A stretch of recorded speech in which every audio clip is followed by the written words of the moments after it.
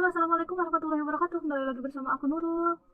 Gimana kabarnya teman-teman semua? Semoga selalu sehat, selalu mendapatkan ridho dan rahmat dari Allah Subhanahu wa taala, selalu dilancarkan rezekinya oleh Allah Subhanahu wa taala. Amin ya rabbal alamin. Oke, baiklah. Kali ini aku lagi kurang sehat ya teman-teman, tapi aku tetap mau upload vlog ya, bertema dosa mertua kepada menantu dan juga dosa orang tua kepada anak ya, dan juga dosa anak kepada orang tua dan juga dosa menantu kepada mertua gitu ya teman-teman. Oke, baiklah, segini teman-teman ya. Sekarang banyak lagi viral ya, bahkan gitu ya di semua media ya, menantu trauma atau yang masih gadis trauma. Aku kalau nanti menikah nggak mau punya mertua katanya gitu ya teman-teman. Terus kalau menikah tidak ada, nggak mau punya mertua, nah anaknya berarti calon suami kamu tuh mau keluar dari mana gitu kan, kalau bukan dari rahimnya seorang ibu gitu. Mau keluar dari batu kan nggak mungkin ya. Nah, yang pertama kita bahas masalah mertua dan menantu dulu ya. Gini teman-teman, semua yang mempunyai pasangan ya, kalau sudah menikah itu pasti mempunyai mertua, baik laki-laki maupun perempuan ya. Karena pernikahan ini tidak hanya menyatukan dua individu, tapi juga menyatukan dua keluarga ya, dimana yang namanya dua keluarga itu juga berbeda-beda ya isi kepala atau isi pikiran ya teman-teman. Jadi sama rambut tapi belum tentu sama isi pikiran gitu ya. Nah, contohnya seperti ini teman-teman. Kita misalnya nih sebagai menantu, terus menginginkan mertua yang bisa dijadikan seperti orang tua sendiri misalnya. Terus yang di pikiran mertua juga menginginkan menantu yang sesuai ekspektasi dia gitu. Misalnya pengen punya menantunya, kalau yang punya anak laki-laki berarti menantunya perempuan pengen menantunya itu cantik, baik, baik, rajin memasak, rajin ibadah, nurut sama mertuanya, misalnya seperti itu ya teman-teman. Nah, ini saran buat mertua ya.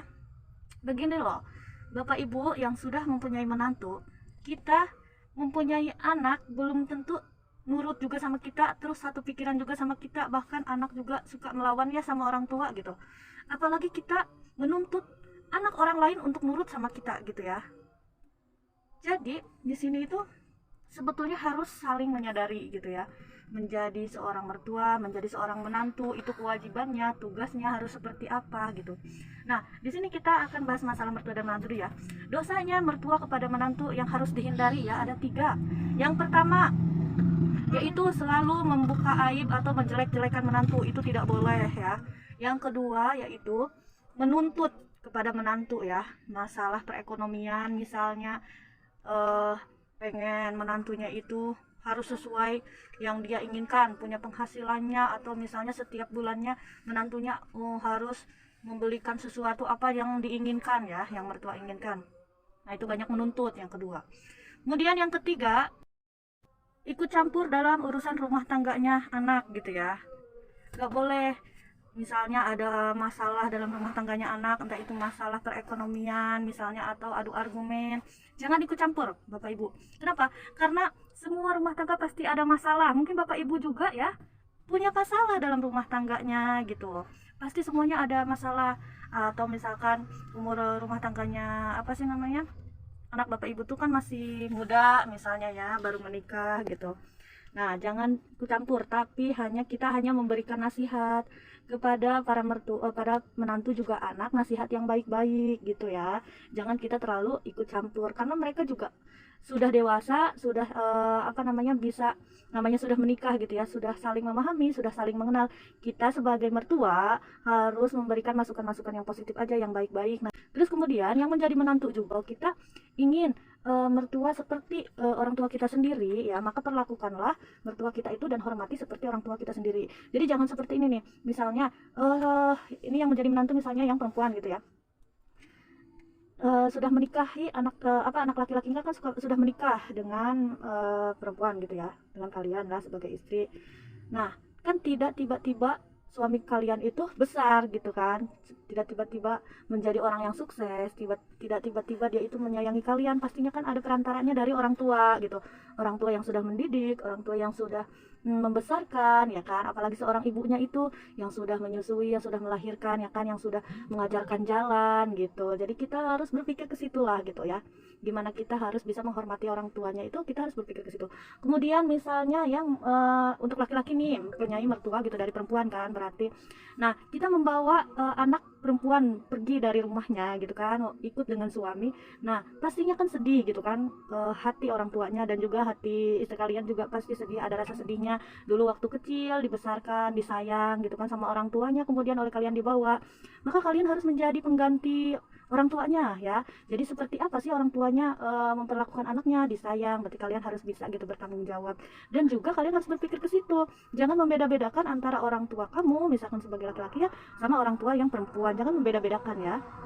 Jangan membeda-bedakan karena kalau sudah kalian menikah itu ya, mertua dan orang tua sendiri itu sama gitu ya, tidak ada yang membedakan, tidak batal wudhu juga ya kan, jadi harus memperlakukannya harus adil ya teman-teman. Nah, dan juga begini orang tua yang misalnya menuntut gitu ya, misalnya menuntut sama anaknya misalnya gitu ya.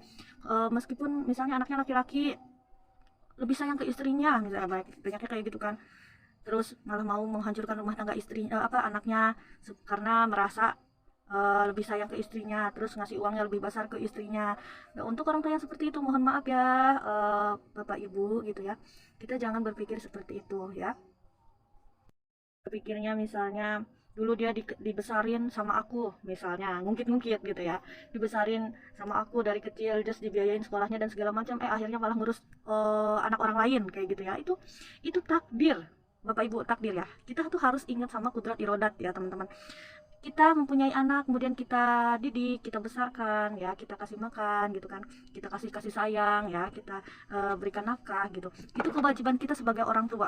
Kalau misalnya terbalik, dia nih anak kita yang menjadi orang tua, gitu kan, berbalik nih anak kita yang menjadi orang tua kita gitu, nah kita yang menjadi anaknya misalnya, dia pun akan melakukan hal yang sama karena itu kewajiban. Nah, kita bisa melihat nih dari anak kita nih sudah punya anak kah gitu kan, kemudian dia mempunyai anak, dia pun akan memperlakukan kepada anaknya seperti itu. Dia akan membesarkan, dia akan menafkahi, dia akan mendidik gitu. Jadi itu sudah kewajiban ya Bapak Ibu, akan menjadi pahala buat Bapak Ibu. Jangan pernah diungkit-ungkit ya, kita akan mendapatkan pahala yang besar gitu. Bahkan anak itu akan menolong kita di akhirat. Maka didiklah menjadi anak yang soleh solehah ya Bapak Ibu.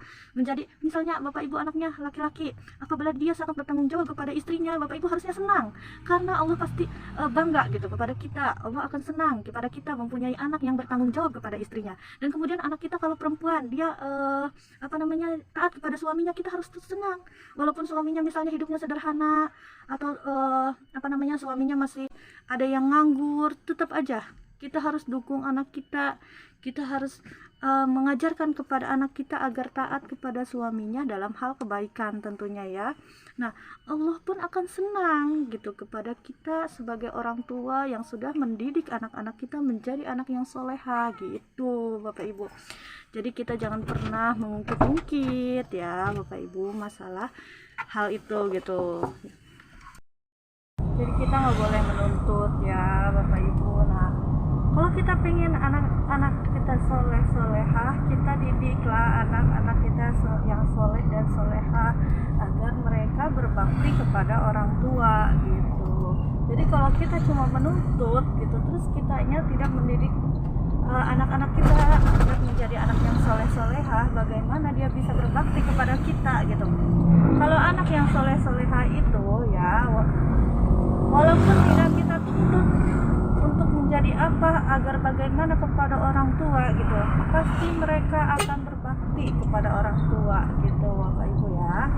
Nah, kita sebagai orang tua kepada anak itu hanya mendukung ya. Selagi anak masih kecil, terus yang masih belajar, mendukung anak kita agar dia berprestasi, agar dia cerdas, agar dia pintar seperti apa, kita kasih tahu. Kemudian ketika dia sudah bekerja, kita juga dukung agar semangat gitu kan, agar sukses. Kita sebagai orang tua hanya memberikan dukungan gitu. Nah, ketika ia sukses gitu kan teman-teman, kalau kita sudah mendukung sebagai orang tua ya kan, dia juga pasti akan memberikan hal-hal untuk orang tuanya gitu. Oke, itu aja ya buat semuanya. Semoga bermanfaat.